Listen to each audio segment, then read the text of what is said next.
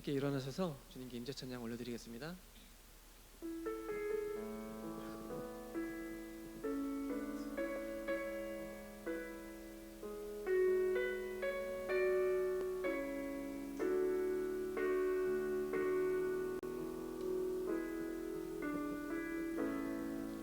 하늘의 문을 여소서, 이곳을 주목하소서.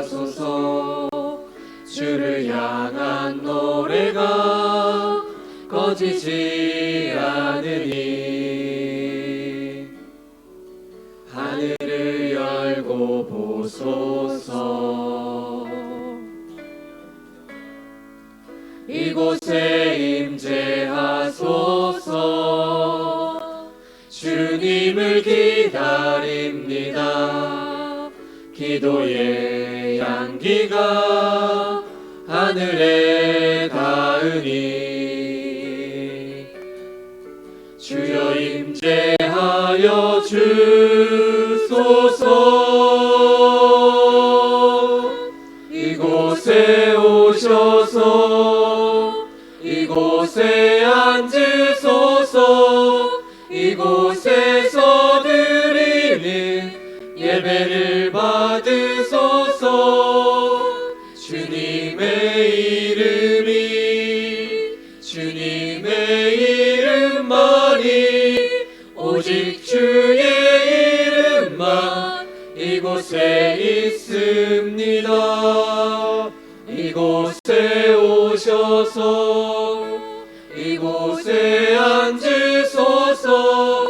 이곳에서 드리는 예배를 받으소서.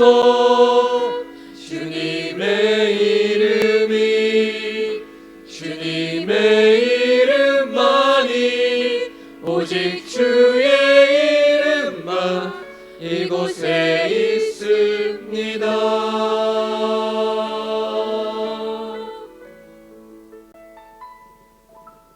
네, 함께 자리에 앉겠습니다. 할렐루야. 네, 서로 인사해 보겠습니다. 환영합니다. 축복합니다. 오늘도 찬양받게 합당하신 주님께 우리 한 목소리로 찬양 올려드리겠습니다.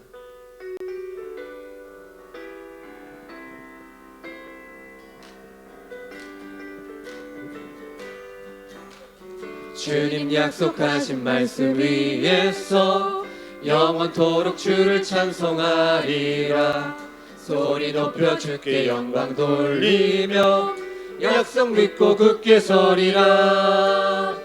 굳게 서리. 영원하신 말씀 위에 굳게 서리. 굳게 서리. 그 말씀 위에 굳게 서리라. 주님 약속하신 말씀 위에서 세상 염려 내게 엄습할 때에 용감하게 힘써 싸워 이기며 약속 믿고 굳게 서리라. 굳게 서리. 영원하신 말씀 위에 굳게 서리. 굳게 서리. 그 말씀 위에 굳게 서리라. 3절. 주님 약속하신 말씀 위에서 영원하신 주의 사랑이 믿고 성령으로 힘써 싸워 이기며 약속 믿고 굳게 서리라. 굳게 서리. 영원하신 말씀 위에 굳게 서리. 굳게 서리. 그 말씀 위에 굳게 서리라. 4절. 주님 약속하신 말씀 위에서 성령 인도하는 대로 행하며 주님 품에 항상 안식 얻으며 약속 믿고 굳게 서리라. 굳게 서리. 영원하신 말씀 위에 굳게 서리. 굳게 서리. 그 말씀 위에 굳게 서리라. 굳게 서리. 굳게 서리. 영원하신 영원하신 말씀 위에 굳게 서리 굳게 서리 그 말씀 위에 굳게 서리라 그 말씀 위에 그 말씀 위에 굳게 서리라 그 말씀 위에 그 말씀 위에 굳게 서리라 그 사랑 날 위해 죽으신 날 위해 다시 사신 예수 그리스도 다시 오실 그 사랑 죽음도 생명도 천사도 하늘의 어떤 권세도 끊을 수 없는 영원한 그 사랑 예수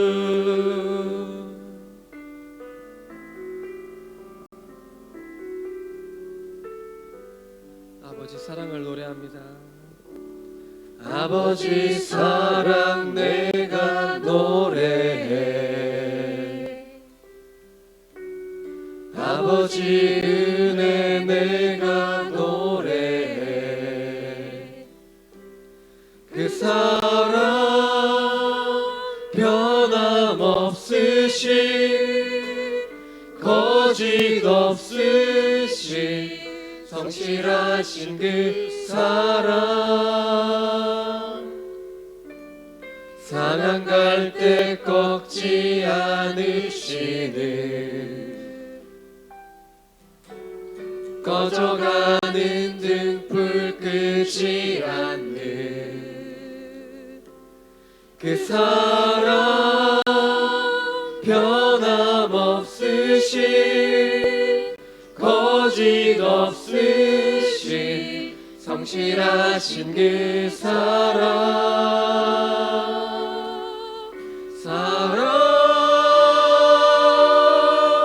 그 사랑 날 위해 죽으신 날 위해 다시 사신 예수 그리스도 다시 오실 그 사랑 죽음도 생명도 천사도 하늘의 어떤 권세도 끊을 수 없는 영원한 그 사랑 예수 다시 한번 고백하겠습니다. 주님의 사랑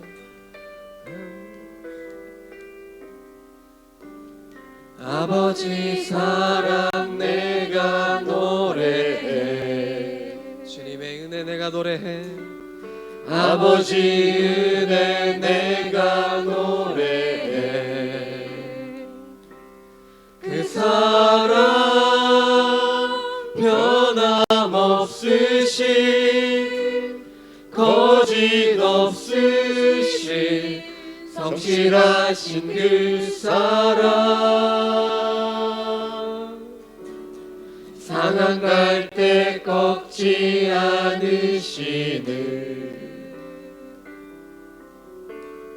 꺼져가는 등불 끄지 않는 그 사랑 변함없으신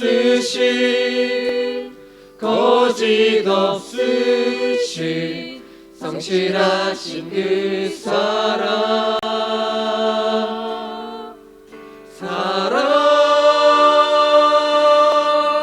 그 사랑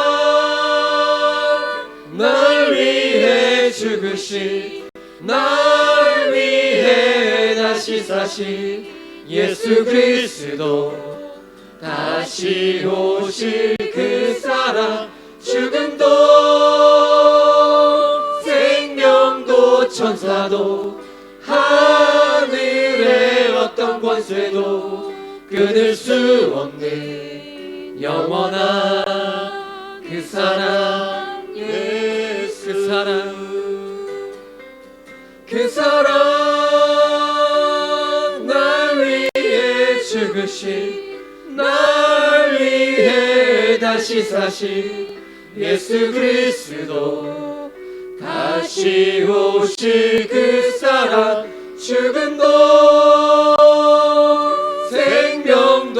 천사도 하늘의 어떤 권세도 끊을 수 없는 영원한 그 사랑 예수. 영원한 그 사랑 예수. 영원한 그 사랑 예수. 함께 기도하며 나아가겠습니다. 하나님 감사합니다. 아버지, 우리를 위하여 아버지 우리가 아직 죄인 되었을 때 죽으심으로 우리에 대한 사랑을 확증하신 그 주님께 모든 영광과 감사를 올려드립니다. 아버지, 주님께 당연한 것을 우리가 당연하게 받아들이지 않게 하여 주시옵소서. 아버지, 그 사랑을 우리가 정말 당연함으로 아버지 무뎌지게 받아들이지 않게 인도하여 주시고 날마다 그 벅찬 은혜로 살아가는 우리가 되게 해달라고 이 시간에 주님 한번 부르며 기도하며 나가겠습니다. 주님, 아버지 감사합니다. 그 사랑 아버지, 우리가 아직 죄인 되었을 때에 아버지 우리를 위하여 그 십자가의 치심으로 아버지 우리를 위해 사랑을 확증하신 주님께 모든 영광과 감사와 찬양을 올려드립니다. 아버지, 우리가 아버지 그 사랑이 그 사랑을 주시옵소서. 당연하게 받아들이지 않게 하여 주시옵소서. 아버지, 당연한 사랑을 아버지 우리는 아버지 찬양으로서 갚아갈 수 있게 하여 주시옵소서. 아버지께 대한 사랑의 확증을 우리가 날마다 예배와 아버지 말씀과 찬양으로 나갈 수 있게 하여 주시옵소서. 살아계신 예수 그리스도 이름으로 기도드립니다. 감사합니다. 아버지 하나님, 그 사랑 때문에 오늘도 우리가 주님을 예배합니다. 그 사랑이 있기에 우리가 세상 가운데 낙심하며 좌절하고 쓰러질 때도 있지만 묵묵히 십자가만을 바라보며 예수님께서 걸어가셨던 그 길로 나아갑니다.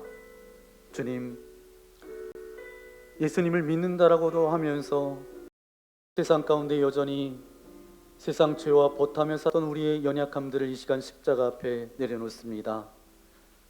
내 경험과 내 지식을 믿고 그렇게 살아가려고 애썼던 우리의 몸부림도 십자가 앞에 내려놓습니다. 나의 생각으로 주님을 제한했던 모든 연약한 믿음도 십자가 앞에 내려놓습니다. 나의 모든 삶의 가정의 여러 가지 상황과 선택 앞에 날마다 주님 바라보게 하시고, 주님이라면 어떻게 하셨을까? 믿음의 선택과 결정하며 하나님의 말씀 붙들고 믿음으로 나아갈 수 있도록 은혜를 더하여 주옵소서. 많은 세상 사람들 가운데 뽑아서 거룩한 자녀로 삼아주신 아버지 하나님 감사합니다.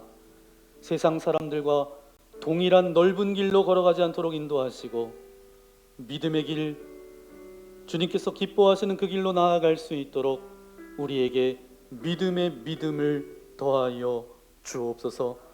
믿음이 없이는 기쁘시게 못한다라고 말씀하셨는데 오늘 그 믿음을 가지고 주님 앞에 예배합니다.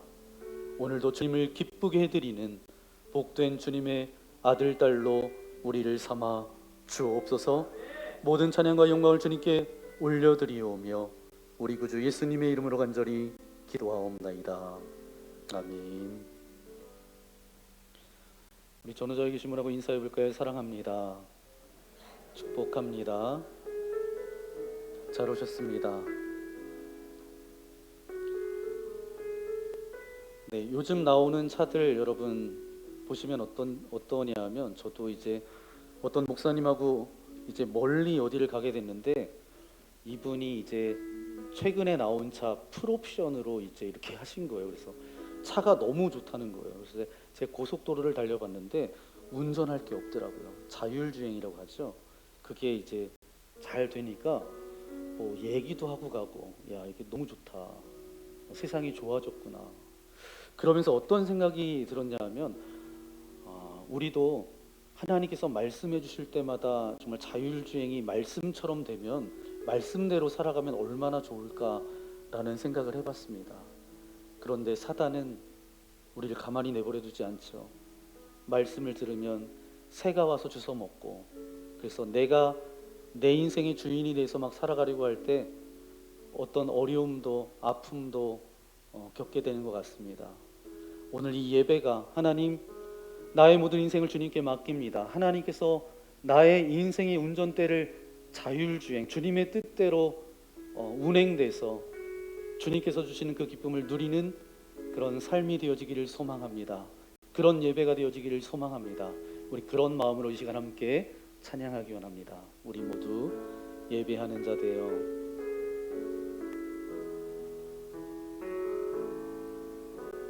우리 모두 예배하는 자 되어 온전히 영과 진리로 주를 예배하자. 주가 우리와 함께 영원히 함께 하시고 마르지 않는 샘물로 우릴 채우시리라. 우리를 예배자로 불러주신 하나님께 영광의 박수를 올려드리겠습니다. 할렐루야. 오늘 우리에게 주신 하나님의 말씀 함께 찾아보기 원합니다. 신약성경 로마서 6장 23절 말씀인데요,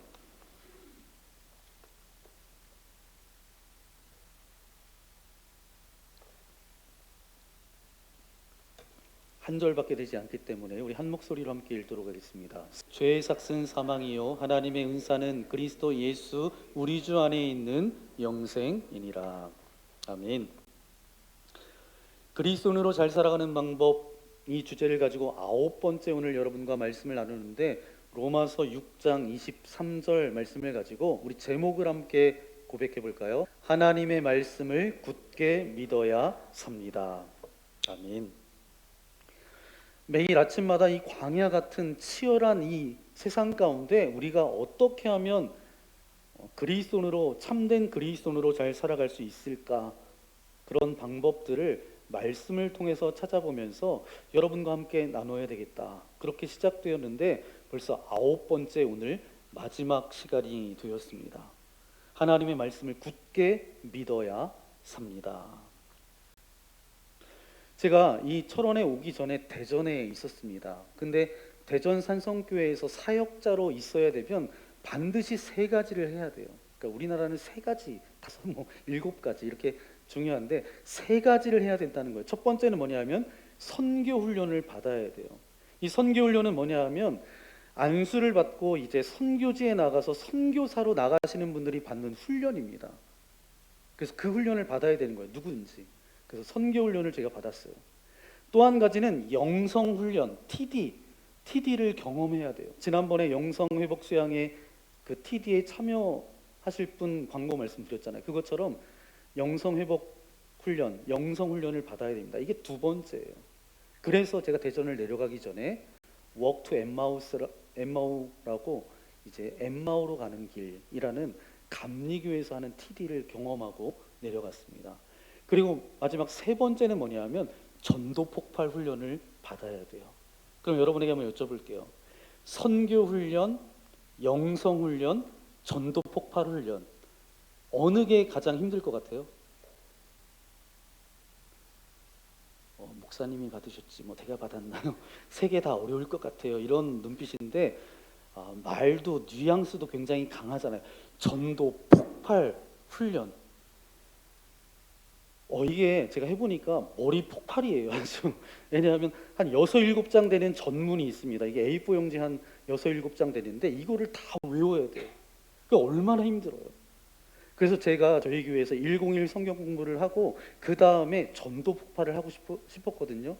근데 저의 경험이 머리가 폭발했기 때문에 여러분도 머리를 폭발하면 교회에 오고 싶지 않고 신앙생활 하기 싫을까봐 제가 전도 폭발을 아직도 못하고 있습니다. 이게 언제 해야 될지 기도 중에 있어요. 그런데 이 전도 폭발 훈련을 보니까 그림을 하나 보여주시면, 네, 2가지 진단 질문으로부터 시작이 됩니다. 이게 물음표 2가지인데 물음표를 하나 이렇게 뒤로 바꿔서 하트처럼 만들면 의사 선생님들이 청진기 이렇게 해가지고 이렇게 하잖아요.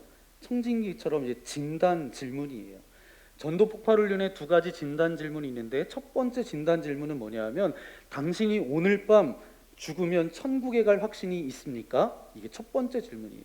그리고 두 번째 질문은 무엇인가 하면, 당신이 하나님 앞에 가서 섰을 때 하나님께서 당신을 내가 있는 이곳에 너를 들어오게 해야 될 이유가 무엇이냐고 물을 때 당신은 뭐라고 대답하겠습니까?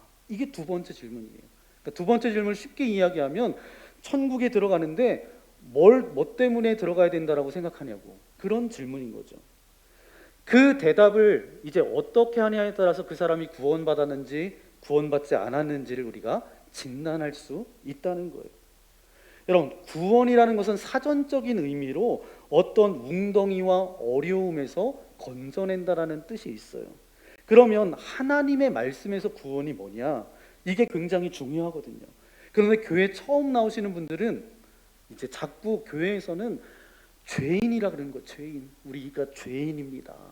우리가 죄인이라고 그렇게 이야기하니까, 또 심지어 기도하시는 분들도 이렇게 이야기해요. 대표 기도하시는 분들도 이 벌레만도 못한 이 죄인을 용서해 달라고. 어떤 분들은 더 심하게 나가서 이 걸레만도 못한 죄인을 용서해 달라고. 그래서 내가 큰 죄인인가? 걸레?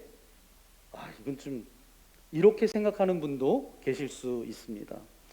여러분, 우리가 이 사람이 죄인이다 죄인이 아니다 많은 것으로 얘기할 수가 있잖아요. 그런데 중요한 것은 무엇인가 하면, 하나님의 말씀에서 죄를 뭐라고 하고 있느냐.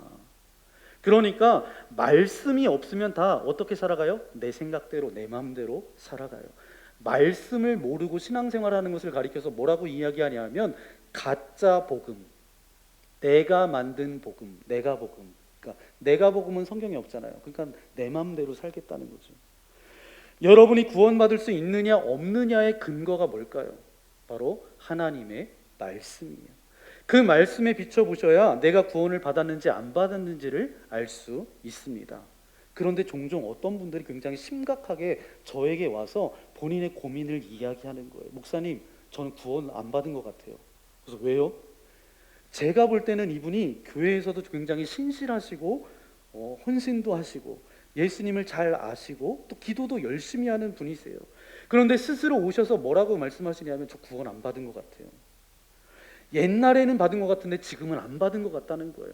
하나님께서 남들도 모르는 큰 죄가 나에게 있기 때문에 하나님께서 용서해 주실지 않을 것 같아요. 그래서 저는 구원받았는지 잘 모르겠어요. 이렇게 고백하는 분이 계세요. 오히려 이런 분들은 자수하니까 오히려 문제가 어렵지 않습니다. 그런데 시침이 뚝 떼고 있는 분들이 문제라는 거예요. 그래서 제가 대전에 있을 때 사역하면서 이게 머리 폭발하는 이 두 가지 질문을 가끔 던집니다. 그래서 구원의 확신이 있는지. 여러분, 신앙생활하면서 이 질문이 우리에게도 반드시 필요하다라는 거예요. 여러분이 스스로 여러분의 그 질문을 한번 해보세요. 이게 어디서 자세히 배우느냐? 오늘 시작되는 새로운 삶 101 성경 공부에서 이 구원에 대한 이야기를 여러분과 함께 나눕니다. 개봉박두 오늘 2시입니다. 아직 신청하지 않으신 분들은 오셔서 하나님의 말씀이 없는 신앙생활은 지난주에 여러분에게 말씀드렸죠. 그것은 신념이고 내 생각으로 살아가는 것이라고. 그래서 새로운 삶을 통해서 여러분이 새로운 인생을 살아가는 저와 여러분 되어지기를 소망합니다. 그래서 하나님의 말씀은 제가 생각해 보니까 교과서다. 여러분, 교과서. 그리고 다른 말로 하면 이 성경은 캐논이라고 말해요. 캐논은 뭐냐면 그러니까 기준이 되는 거죠. 그러니까 이 기준에서 멀어졌는지 안 멀어졌는지를 알 수 있다는 거예요. 그러니까 우리가 분별이 되는 거잖아. 이게 주님께서 원하시는 건지 원하지 않는 것인지. 그래서 우리가 거듭난 것을 베드로전서 1장 23절에 그걸 말씀하고 있는데, 거듭났다라는 건 뭐냐면 구원받았다는 거예요. 우리 23절 말씀 함께 읽겠습니다. 시작. 너희가 거듭난 것은 썩어질 씨로 된 것이 아니요 썩지 아니할 씨로 된 것이니 살아있고 항상 있는 하나님의 말씀으로 되었느니라. 아멘. 우리가 거듭난 것은 뭐예요? 하나님의 말씀이 아니고서는 거듭났다는 것을 알 수 있어요, 없어요? 없어요. 여러분, 그냥 나는 확신합니다, 믿습니다. 그래도 안 된다는 거예요. 말씀으로 확신돼야 되는 거예요. 말씀에 대해서 구원에 대한 확신을 갖는 것, 이것이 무엇보다도 중요합니다. 그래서 여러분, 오늘 말씀을 통해서 말씀이 나를 이끌어가는 그런 신앙생활을 하고 있는지, 아니면 우리 집안에 있는 전통이 나를 이끌어가고 있는지, 아니면 내가 알고 있는 지식이 나를 이끌어가고 있는지 점검하는 시간 되어지기를 소망합니다. 그렇다면 먼저 성경에서 구원이란 무엇인가? 이게 굉장히 중요한데, 하나님의 말씀에서 구원을 뭐라고 말씀하시나? 마태복음 1장 21절입니다. 아들을 낳으리니 이름을 예수라 하라. 이는 그가 자기 백성을 그들의 죄에서 구원할 자이심이라 하니라. 아멘. 내가 믿는 예수님, 그 예수님은 누구냐 하면 자기 백성, 하나님의 백성을 그들이 어디에서? 죄에서 구원하시는 것. 이게 구원이라는 거예요. 우리의 인생에서 수많은 어려움과 시련과 고통과 아픔을 겪을 때 그 문제에서 벗어나는 것은 여러 가지가 있을 수 있어요. 하지만 예수님께서 주시는 구원은 그런 어려움만을 벗어나는 것을 말하지 않습니다. 그렇다면 예수님께서 말씀하시는 진짜 구원은 무엇일까요? 바로 죄에서 우리를 구원하시는 거예요. 예수님께서 우리 각자의 죄, 이 세상의 죄에서 우리를 구원하시기 위해서 오셨어요. 오늘 우리가 예배에 나온 이유도 여러 가지 이유가 있을 수 있어요. 내가 그냥 신앙생활 한다고 하니까 그냥 그 관성으로 교회에 나와서 예배할 수도 있습니다. 위로받고 싶어서, 평안을 얻고 싶어서 올 수도 있죠. 그런데 예배의 본질적인 목적은 뭐예요? 죄의 문제를 해결받기 위해서입니다. 만약에 죄의 문제가 해결되지 못한다라고 한다면 우리가 굳이 이 자리에 나와 있어야 될 이유가 없어요. 죄의 문제를 깊이 다루지 않으면 신앙은 그냥 겉모양만 있는 거죠. 단순히 예수 믿으니까 제가 예수님 믿으니까 마음이 편해요, 목사님. 이 정도로 끝나버리면 신앙이 심리적인 안정이나 종교적인 만족을 위한 것으로 되어버립니다. 그러나 예수님을 믿는 진짜 이유가 바로 뭐예요? 죄에서의 구원을 경험하는 거예요. 그러면 여러분, 죄는 뭘까요? 죄에서 우리를 구원하신다고 하는데 성경은 이 죄에 대해서 로마서 3장 23절입니다. 함께 읽겠습니다. 모든 사람이 죄를 범하였음에 하나님의 영광에 이르지 못하더니. 아멘. 이 죄라는 것은 단순히 잘못된 행동을 했기 때문이 아니에요. 이 죄라는 단어가 헬라어로는 하마르티아라는 단어를 사용합니다. 그건 뭐냐 하면 그 뜻은 관역에서 벗어났다. 활을 쐈는데 그 관역에 맞아야 되는데 벗어난 거예요. 그러니까 뭐죠? 하나님에게서 벗어났다는 거예요. 흔히 우리가 죄라고 얘기하면 도덕적이고 윤리적인 그 문제로만 생각합니다. 그래서 나는 큰 죄를 짓지 않았어, 이렇게 생각해요. 죄인이 아니라고 생각합니다. 하지만 성경은 죄가 단순한 도덕적인 문제가 아니라 하나님을 떠난 상태라고 말하고 있어요. 그래서 로마서 3장 23절에 모든 사람이 죄인이며 스스로 하나님의 영광에 나아가지 못한다. 여러분, 사람은 원래 누구의 형상대로 지음받았어요? 하나님의 형상대로 지음받은 존재예요. 죄로 인해서 하나님과의 관계가 끊어지고 그 죄의 결과가 바로 뭐예요? 사망이 찾아왔어요. 하지만 하나님은 우리를 그 상태로 내버려 두지 않고 우리가 죄 가운데서 있는 우리를 구원하시기 위해서 누구를 보내셨어요? 독생자 예수 그리스도를 이 땅에 보내셨어요. 그래서 마태복음 1장 21절은 이렇게 말하는 거예요. 아들을 낳으리니 이름을 예수라 하라. 이는 그가 자기 백성을 그들의 죄에서 구원할 자이심이라 하니라. 예수님은 단순히 내 삶을 더 나아지게 하시려고 오신 게 아니라 인간이 해결할 수 없는 근본적인 문제, 바로 죄의 문제를 해결하기 위해서 오셨어요. 예레미야 17장 9절 말씀 읽어볼까요? 예레미야 17장 9절입니다. 시작. 만물보다 거짓되고 심히 부패한 것은 마음이라. 그 다음 구절, 누가 능히 이를 알리오마는. 누가 능히 이를 알려 하는 뭐죠? 자기가 죄를 졌는지 죄인인지를 모른다라는 거예요. 내가 죄인인지 아닌지를 몰라요. 그래서 교회 처음 나와 보니까 죄인이라는 얘기가 굉장히 듣기 힘들어하는 이유가 바로 여기에 있습니다. 모두 스스로가 그냥 의인이라고 생각하는 거예요. 안 들키고 감추었을 뿐인데, 오늘 이 땅을 살아가는 모든 사람들의 모습이 아닐까요? 그러면 성경이 말하는 죄의 결과는 뭐죠? 세상에서 죄를 지으면 어디 가요? 감옥 가요. 네. 근데 성경에서 말하는 죄의 결과는 뭐죠? 로마서 6장 23절 말씀해 보니까 죄의 삭은 사망이요. 결국 우리가 죽는 이유는 성경에서 뭐라고 말씀하고 있는 거예요? 죄의 값이래요. 그러면 여기에서 끝나는 것이 아닙니다. 왜 성경에서는 죽음을 두 가지로 이야기하고 있습니다. 첫 번째 사망이 있고 두 번째 사망이 있다는 거예요. 첫 번째 사망은 뭐죠? 우리의 육신이 쇠약해져서 죽는 것, 생명이 끊어지는 것, 뇌파가 정지되고 심장이 멎는 것. 이 땅에서 태어나면서 모든 사람은 죽음을 전제로 해서 태어나는 거죠. 그런데 히브리서 9장 27절 말씀해 보니까 한 번 죽는 것은 사람에게 정해진 것이요. 하나님이 정하신 거예요. 사람이 왜 죽는지 몰라요. 그러나 하나님의 말씀은 뭐라고 말씀하고 계세요? 하나님이 정하셨다. 한 번 죽는 것은, 그리고 그 죄의 값임을 말씀하고 있습니다. 그 이후에 두 번째 사망이 있어요. 두 번째 사망은 뭐예요? 심판입니다. 세상 사람들이 모르는 것이 바로 이 둘째 사망이에요. 사람들은 뭐라고 이야기하죠? 그냥 인생 별거 없어, 죽으면 끝이야, 이렇게 이야기하잖아요.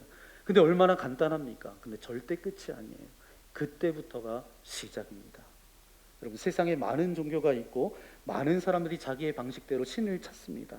하지만 성경은 구원의 길은 오직 예수 그리스도밖에 없음을 말씀하고 있어요. 그래서 요한복음 14장 6절 말씀해 보니까 내가 길이요 진리요 생명이니 나로 말미암지 않고는 하나님께로 갈 수 있다고요, 없다고요? 없다는 거예요. 예수님은 단순한 선지자가 아닙니다.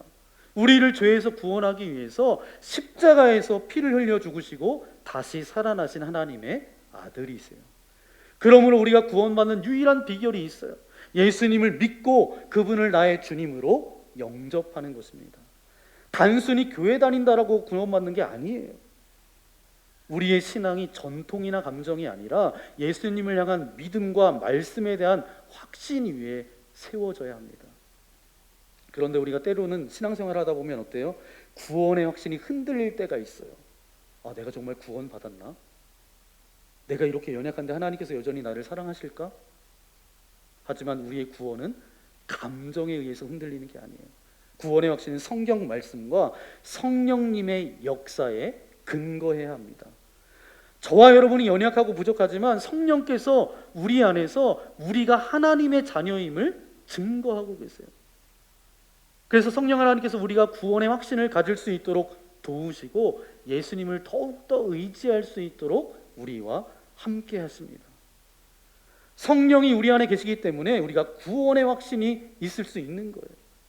여러분, 기독교의 특징이 다른 세상 종교와 다른 건 뭐냐 하면 세상 종교는 이해 종교입니다. 이해 종교.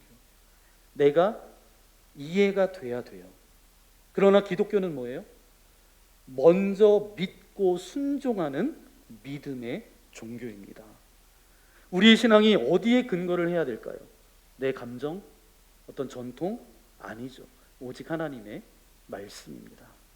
말씀은 인간의 노력이나 학식으로 깨달아지는 것이 아니에요. 교회 오래 다녔기 때문에 믿어지는 것도 아닙니다.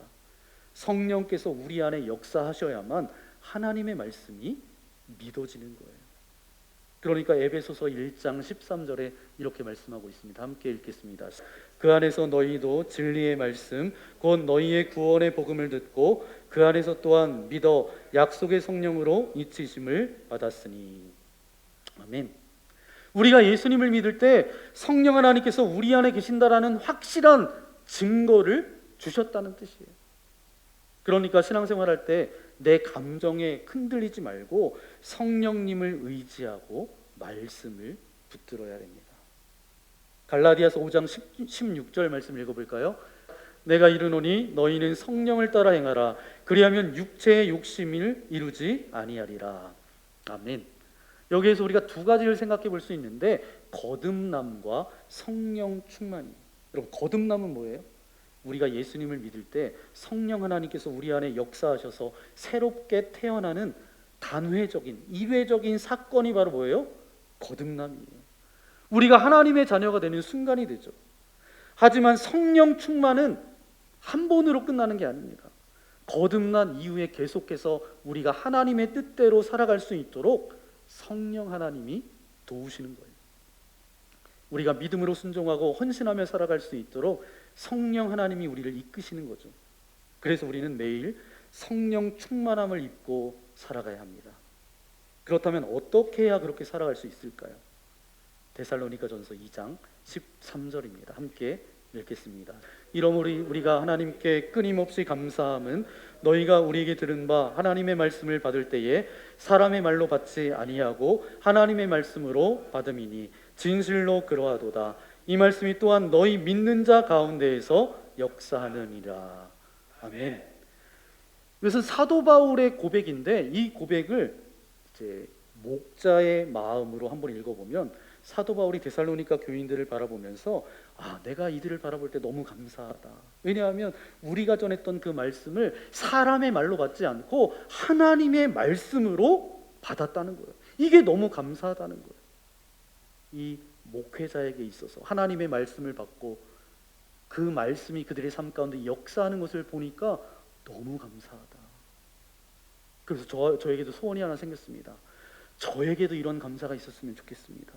하나님, 오늘 우리 성도들이 예배를 드릴 때, 하나님의 말씀을 드릴 때, 기도할 때 하나님의 말씀을 들음으로 인해서 그들의 삶 가운데 역사하시는 것을 제 눈으로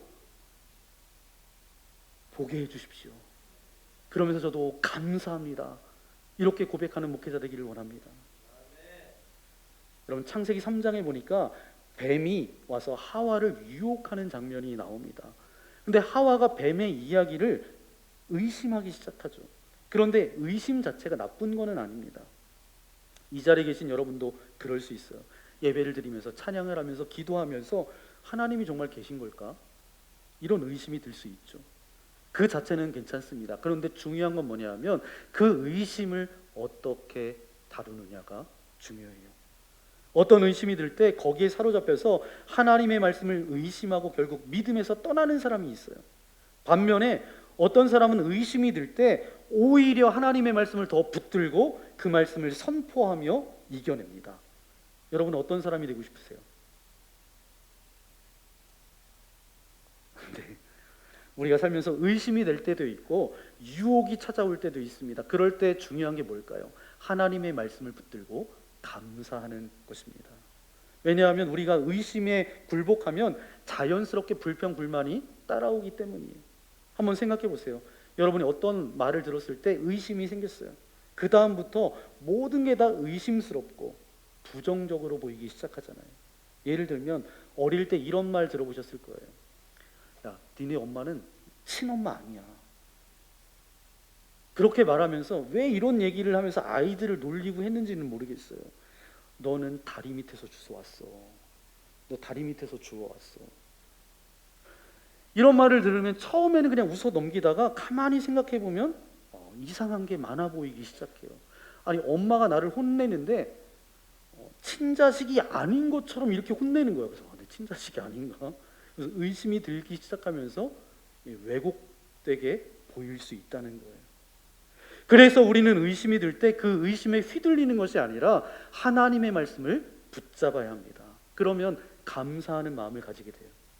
감사하면 우리 마음이 하나님께 집중이 되고 결국 유혹도 이겨낼 수가 있어요.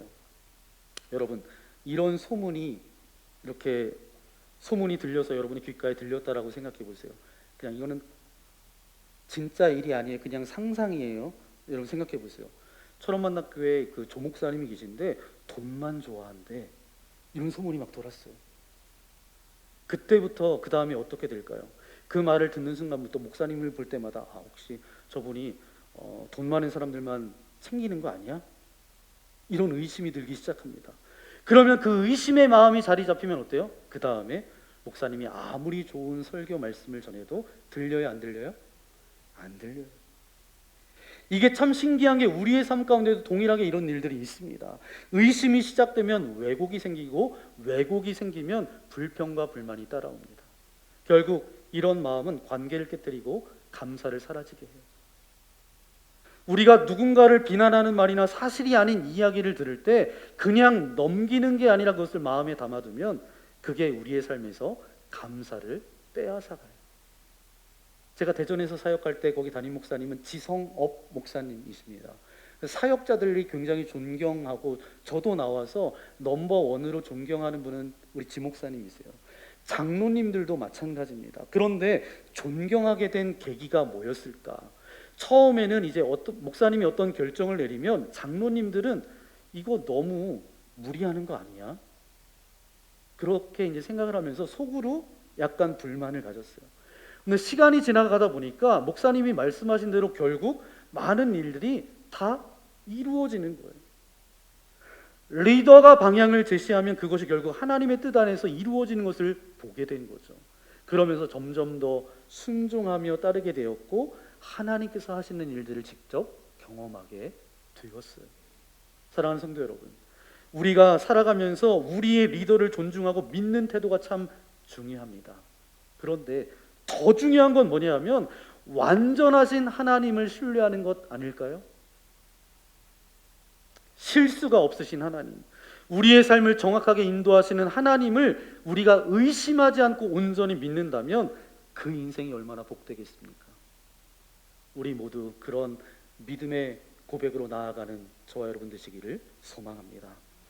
여러분, 우리는 하나님의 말씀을 보면서 이렇게 고백해야 돼요. 하나님은 언제나 옳습니다. 하나님은 신실하십니다. 왜냐하면 하나님 말씀 자체가 그것을 증거하고 있기 때문입니다. 우리가 담대하게 하나님의 말씀의 옳음과 신실하심을 선포할 수 있어야 돼요. 예를 하나 들어볼까요? 말씀이 왜곡될 때 감사가 사라지게 되는데 창세기 3장 1절 말씀에 보니까 뱀이 와서 하와를 유혹하는 장면이 나옵니다. 1절 읽겠습니다. 시작. 하나님이 참으로 너희에게 동산 모든 나무의 열매를 먹지 말라 하시더냐. 아멘. 뱀이 이렇게 말하는 순간 하나님의 말씀이 왜곡되기 시작합니다.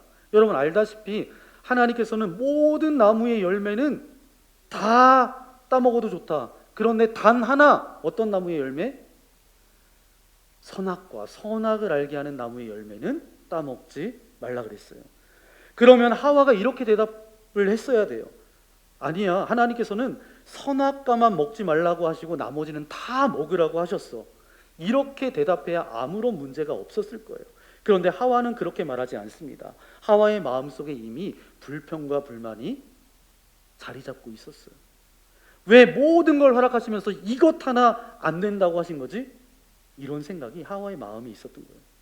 그 불만이 점점 커지니까 결국 창세기 3장 3절에 하와는 이와 같이 말합니다. 시작. 하나님의 말씀에 먹지도 말고 만지지도 말라 너희가 죽을까 하노라 하셨느니라. 아멘. 그런데 여러분, 하나님은 만지지도 말라라고 말씀하신 적이 있어요, 없어요? 없어요. 그리고 반드시 죽으리라 이렇게 말씀하셨지 죽을까 하노라 가능성을 열어두지 않으셨습니다. 왜곡된 말씀은 사단이 이용합니다. 하와가 말씀을 왜곡하는 순간 사단은 그것을 놓치지 않아요. 너희가 결코 죽지 아니하리라. 완전히 하나님의 말씀을 부정해버리는 거죠. 이렇게 되면 어떻게 될까요? 감사가 사라집니다. 자연스럽게 불평 불만이 커지는 거예요. 하나님의 말씀을 왜곡하기 시작하면. 저와 여러분도 마찬가지입니다. 우리의 삶에서 말씀을 부분적으로 받아들이고 우리의 생각대로 해석하고 불만을 품기 시작하면 하나님의 말씀과 멀어지고 감사를 잃어버리게 돼요. 그런데 감사를 잃지 않는 방법이 있습니다. 뭐예요? 말씀을 말씀대로 믿는 것. 그러니까 데살로니가전서 2장 13절에 우리가 전한 그 말씀을 사람의 말로 받지 않고 하나님의 말씀으로 받으니. 우리가 말씀을 받을 때 사람의 말이 아니라 하나님의 말씀으로 받는 것이 중요합니다. 우리가 말씀을 들을 때 이것은 하나님의 말씀이다 확신하고 받아들일 때 그 말씀이 저와 여러분의 삶 가운데서 역사하시는 거예요. 여러분 말씀으로 단호하게 선포하십시오. 제가 기도할 때 선포 기도를 많이 하는데 저와 여러분에게 이게 필요하다는 거예요. 우리에게 욕심이 생기고 감사를 잃어버리고 유혹이 찾아올 때 어떻게 해야 할까요? 그냥 참고 넘기는 것이 아니라 말씀을 선포해야 됩니다. 하나님의 말씀은 진리다. 하나님은 신실하시다. 내 삶을 인도하시는 분은 하나님이십니다. 이렇게 선포할 때 우리가 유혹을 이기고 감사하는 삶을 살아갈 수 있습니다. 말씀 없이 살면 결국 하나님을 잊어버려요.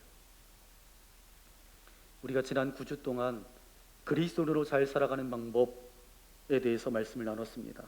말씀이 없이는 우리는 결국 내가 살아왔던 방식으로 내 생각대로 살아가게 돼요.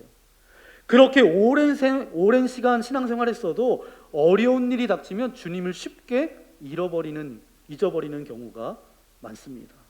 그래서 우리는 하나님의 말씀을 붙들어야 돼요. 말씀만이 우리의 인생의 지침이고 나침반이 되기 때문입니다. 여러분 사도 바울의 확신처럼 여러분 말씀을 붙드십시오. 로마서 8장 38절 39절 말씀에서 바울은 이렇게 선포합니다. 저와 여러분의 고백과 선포로 이 말씀을 읽었으면 좋겠습니다. 내가 확신하노니 사망이나 생명이나 천사들이나 권세자들이나 현재일이나 장래일이나 능력이나 높음이나 기쁨이나 다른 어떤 피조물이라도 우리를 우리 주 그리스도 예수 안에 있는 하나님의 사랑에서 끊을 수 없으리라. 아멘. 이것이 바로 복음의 확증이에요. 우리가 말씀을 확신하고 하나님의 사랑을 확신하면 그 어떤 것도 우리를 끊을 수 있어요? 없어요? 없어요. 물론 누구도 나는 절대로 흔들리지 않습니다. 장담할 수는 없습니다. 그래서 우리는 두렵고 떨리는 마음으로 구원을 이루며 나아가야 합니다. 그 과정에서 말씀을 단단히 붙잡고 확신하며 살아간다면 저와 여러분은 승리하게 될 줄 믿습니다. 이번 한 주간 살아가면서 여러분이 반드시 이것만은 기억하셨으면 좋겠습니다. 여러분의 삶 가운데 욕심이 올라오고 감사를 잃어버릴 때 어떻게 해야 한다고요? 말씀으로 단호하게 선포하십시오. 하나님의 말씀은 진리입니다. 나는 하나님을 신뢰합니다. 나는 말씀을 붙들고 살아갈 것입니다. 이 고백이 여러분의 삶 가운데 능력으로 나타나기를 예수님의 이름으로 간절히 축원합니다. 그래서 말씀을 말씀대로 믿고 확신하며 살아갈 때 여러분이 껍데기만 가지고 있는 그런 신앙인이 아니라 참된 그리스도로 이 땅 가운데 아주 잘 살아갈 수 있는 저와 여러분 되시기를 예수님의 이름으로 간절히 축원합니다. 함께 기도하겠습니다. 주님 감사합니다. 오늘 이 예배 자리로 불러주시고 주의 말씀을 듣게 하신 아버지 하나님 감사합니다. 우리가 이 세상 가운데 살아가면서 주님 바라봐야 되지만 세상과 벗하며 내 생각, 내 뜻대로, 내 방법대로 죄와 벗하며 살아갔음을 이 시간 주님께 고백합니다. 이제는 아버지 하나님, 하나님의 말씀을 굳게 믿고 나아갑니다. 주님, 우리 안에 욕심이 올라오고 감사를 잃어버릴 때 말씀으로 단호하게 선포하며 나아가기 원합니다. 하나님의 말씀은 진리입니다. 나는 하나님을 신뢰합니다. 나는 하나님의 말씀을 붙들고 살아갈 것입니다. 이렇게 나아갈 때에 하나님께서 위로부터 주시는 힘과 능력으로 이 땅 가운데 참된 그리스도로 살아갈 수 있도록 나와 함께 해달라고 오늘 말씀을 생각하면서 우리 주여 한 몸으로 함께 기도하겠습니다. 주여! 귀하신 주님 감사합니다. 오늘 이 자리로 저희들을 불러주시고 주의 말씀을 들을 수 있도록 인도하신 아버지 하나님 감사합니다. 죄와 벗하며 아버지 하나님 연약하에서 하나님의 말씀대로 살아가지 못하며 좌절과 절망 속에 살아갈 수밖에 없었던 우리 인생 가운데 그 모든 죄의 문제를 해결해 주기 위해서 하나님께서는 하나밖에 없는 당신의 아들 예수 그리스도를 우리에게 보내주시고 우리를 구원하여 주신 아버지 하나님 감사합니다. 우리가 구원의 확신 가운데 살아가야 되지만 주변 환경, 우리의 마음, 우리의 형편을 바라보면서 내가 구원받았는지 아버지 구원의 확신이 없이 살아갔음을 이 시간 주님께 고백합니다. 하나님, 오늘 말씀은 분명히 우리에게 말씀하고 계십니다. 하나님께서는 우리와 함께 하시며 우리는 분명히 하나님의 자녀임을 우리가 깨닫게 하시고 이것을 날마다 입술로 선포하며 고백하며 살아갈 수 있도록 우리와 함께하여 주옵소서. 순간순간 욕심이 올라오며 감사를 잃어버릴 때에 다시 한번 하나님의 말씀을 선포하는 인생 되어지기를 소망합니다. 하나님의 말씀은 진리입니다. 하나님을 신뢰합니다. 나는 하나님의 말씀대로 살아갈 것입니다. 이렇게 선포하며 나아갈 때에 참된 그리스도인으로 이 땅 가운데 잘 살아갈 수 있도록 우리와 함께하여 주옵소서. 이 모든 말씀 예수님의 이름으로 기도합니다. 아멘. 오늘 말씀을 생각하면서 함께 결단의 찬양 드리기 원합니다. 하나님의 말씀 위에 굳게 서서 그 말씀을 믿고 살아가겠습니다. 주님의 온전한 자녀로 살아가겠습니다. 그런 고백으로 함께 찬양하겠습니다.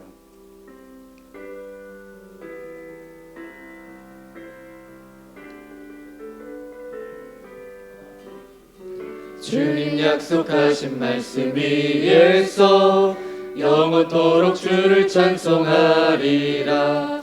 소리 높여 주께 영광 돌리며 약속 믿고 굳게 서리라. 주님 약속하신 말씀 위에서 주님 약속하신 말씀 세상 염려 내게 위에서 엄습할 때에 세상 염려 내게 엄습할 때에 용감하게 힘써 싸워 이기며 약속 믿고 굳게 서리라. 굳게 서리 영원하신 말씀 위에 굳게 서리 그 말씀 위에 굳게 서리라. 주님 약속하신 말씀 위에서 영원하신 주의 사랑이 믿고 성령으로 힘써 싸워 이기며 약속 믿고 굳게 서리라. 주님 약속하신 말씀 위에서 성령 인도하는 대로 행하며 주님 품에 항상 안식 얻으며 약속 믿고 굳게 서리라. 함께 일어나서 굳게 서리 영원하신 말씀 위에 굳게 서리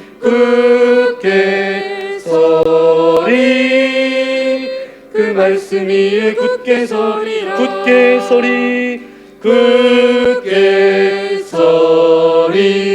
영원하신 말씀 위에 굳게 서리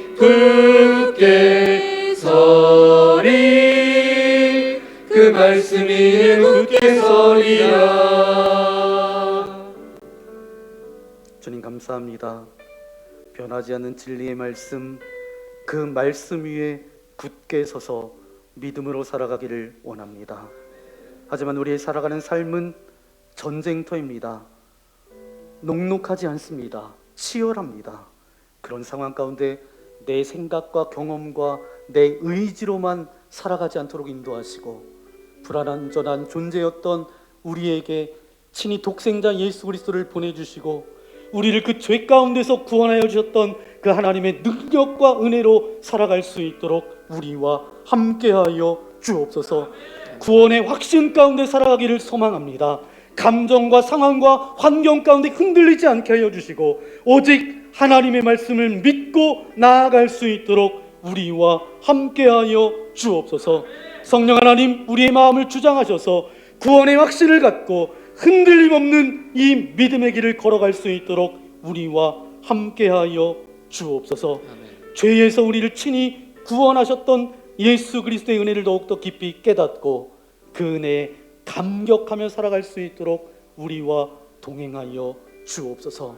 그런 고백과 결단을 담아 이 시간 귀한 물질을 주님께 올려드립니다. 기뻐 받아주시고 우리가 물질의 노예가 아니라 날마다 하나님의 은혜 가운데 그리스도의 사랑 가운데 붙들려 살아가는 저희 모두가 되어질 수 있도록 함께하여 주옵소서. 빈군과 곤핍은 떠나가게 하시고 시냇가에 심겨진 나무가 잎이 푸르며 청청한 것처럼 하나님의 은혜가 날마다 공급되어지는 인생으로 살아갈 수 있도록 함께하여 주옵소서. 이 자리에 나올 때로 가지 근심과 염려와 두려움과 걱정과 섭섭한 마음과 관계의 문제와 아버지 하나님 육신의 질병과 연약함 가운데 나온 이들이 있습니까? 주님의 능력의 눈으로 안수하여 주실 때에 모든 질병과 아픔은 떠나갈지어다. 근심과 염려는 사라질지어다. 섭섭한 마음 가운데 세상이 줄 수 없는 기쁨으로 채워 주옵소서. 한 주간 살아갑니다. 믿음으로 살아가게 하시고 참된 그리스도인으로 살아갈 수 있도록 우리와 함께하여 주옵소서.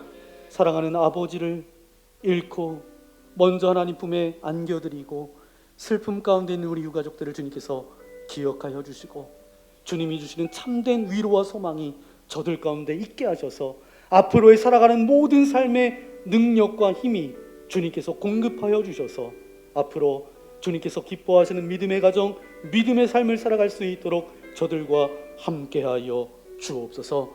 이제는 사망 권세를 이기시고 부활 승천하사 잠자는 자들의 첫 열매가 되어주신 예수 그리스도의 크신 은혜와 하나님 아버지의 넓으신 사랑하심과 성령 하나님의 위로교통 함께하여 주심이 구원의 확신 가운데 하나님의 말씀을 굳게 믿고 살아가기를 소망합니다.